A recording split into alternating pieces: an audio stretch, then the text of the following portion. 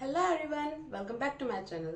My name is Priya Shrimal and I am a banking aspirant like you are.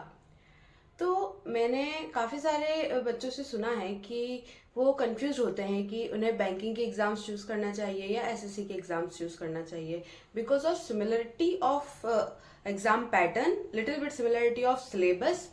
तो उसी बारे में हम बात करेंगे कि हमें बैंक एग्जाम्स को चूज करना चाहिए या एसएससी को चूज करना चाहिए। I will talk about exam pattern, syllabus, salary, growth and promotion and work pressure. तो आज की वीडियो में आपको इस बात की तो क्लैरिटी मिल ही जाएगी कि आपके लिए क्या बेटर है, बैंकिंग और एसएससी। तो सबसे पहले हम बात करते हैं एग्जाम पैटर्न को लेके। तो पहली चीज जो हम बात करेंगे वो है बैंकिंग की। तो बैंकिंग में 3 स्टेजेस होती हैं, prelims, mains and an interview. Interview if you are going for provisionary officer और officer level exams, and if you are going for clerk there is 2 levels, that is prelims and mains. In prelims you will be asked quantitative aptitude, reasoning and English, and in mains you will be asked quantitative aptitude, reasoning and English. If you go for RRB there will be a section of computer, and if you will go for IBPS or SBI there is a descriptive section for English in which essays, precise writing, etc. are asked. So this is the syllabus. And if you talk about the marks, then in prelims there is 100 marks of paper, 1 hour is given, and for mains there is a different type of exams like SBI PO, IBPS and RRB. So there are different patterns in every exam. So in for that we will discuss in later videos, but अभी हम बात करने हैं कि banking और SSC में क्या choose करना चाहिए।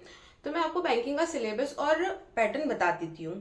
तो इंग्लिश होता है और क्वांट होता है और रीजनिंग होता है। बैंकिंग पे मेनली फोकस होता है स्पीड और एक्यूरेसी के ऊपर। तो और जो एसएससी है उसमें कॉन्सेप्ट क्लैरिटी और GK knowledge is very important. Now second thing, let's talk about difficulty. So मैंने आपको जैसे बताया कि बैंकिंग में जो है हमें स्पीड और एक्यूरेसी पे फोकस करना होता है बिकॉज उसमें हमें बहुत कम टाइम मिलता है। इन 1 hour they will ask you 100 questions. तो हमें उसमें स्पीड अपनी बहुत अच्छी रखनी पड़ेगी क्योंकि क्वांट और रीजनिंग के काफी अच्छा वेटेज होता है बैंकिंग में। और वहीं हम बात करें एसएससी की तो वहाँ आपको जनरल नॉलेज काफी अच्छा होना चाहिए और आपकी जो कॉन्सेप्ट क्लैरिटी है वो काफी डीप होनी चाहिए। तो अगर आप डिफिकल्टी की बात करें तो डिफिकल्टी इज एसएससी, बट अगर हम स्पीड और एक्यूरेसी की बात करें तो बैंकिंग भी अब काफी ज्यादा डिफिकल्ट होने लगा है और जितना हाई कंपटीशन अब हो गया है और बैंकिंग में competition is increasing day by day. तो उस बात का भी आप ध्यान रखना कि अगर आप सोच रहे हैं कि बैंकिंग इजी है तो ऐसा नहीं है। Yes, in banking opportunities are better क्योंकि इसमें काफी सारी एग्जाम्स होती हैं, बट एसएससी में if you want a good salary job तो आपको SSC CGL is only one exam जो आपको चूज करना पड़ता है। तो ये बात रही डिफिकल्टी और एग्जाम पैटर्न की। Now third thing is about salary.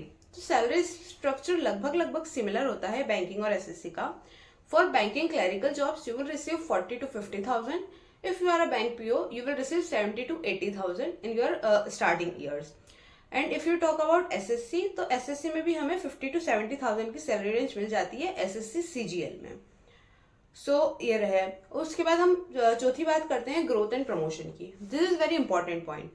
I agree कि बैंकिंग में वर्क प्रेशर होता है, बट उसके साथ साथ वो हमें ग्रोथ और प्रमोशन भी अच्छा खासा देते हैं। एसएससी में स्टेबिलिटी हो जाती है और आप एक ही जगह पर अटके रहते हो और आपको प्रमोशन और ग्रोथ नहीं होता है। बट इन बैंकिंग अगर आप पीओ हो देन आप 2 या 3 साल बाद JAIIB की एग्जाम दे सकते हो जिससे आप डायरेक्टली जनरल मैनेजर बन जाओगे, देन AGM। तो sorry, after PO you will become manager, then AGM, then general manager. तो बैंकिंग में ग्रोथ और प्रमोशन फास्टर होता है एसएससी के कंपैरिजन में। मैं आपको फाइनल एडवाइस दूं तो मेरे अकॉर्डिंग अगर आपको स्पीड और एक्यूरेसी अच्छी है, आपके मैथ्स और रीजनिंग में स्पीड काफ़ी अच्छी है, तो I think you should go for banking. But अगर आपको वर्क प्रेशर इतना नहीं हैंडल कर सकते हो, आपको स्टेबिलिटी चाहिए लाइफ में और डेस्क जॉब ही चाहिए बिल्कुल कि हमको बहुत आसान काम हो, तो आप एसएससी को प्रिफर कर सकते हो। बट एसएससी में आपको कॉन्सेप्ट क्लैरिटी बहुत अच्छी चाहिए, डीप नॉलेज चाहिए हर सब्जेक्ट का, जीके नॉलेज काफ़ी अच्छा चाहिए और स्टैटिक जीके ज़्यादा पूछा जाता है एसएससी में।